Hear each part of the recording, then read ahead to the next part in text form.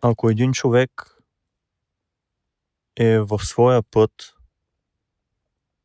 и следва така наречената си дарба, което означава да практикува като професия това, което му е силата и там, където му е мястото, тогава не означава ли, че той би водил един много по-стойностен живот? Забелязвам, че по-голямата част от хората работят някакви посредствени професии и се занимават с дейности, които те ги наричат просто да си изкарвам прехраната, просто да изкарвам някакви пари.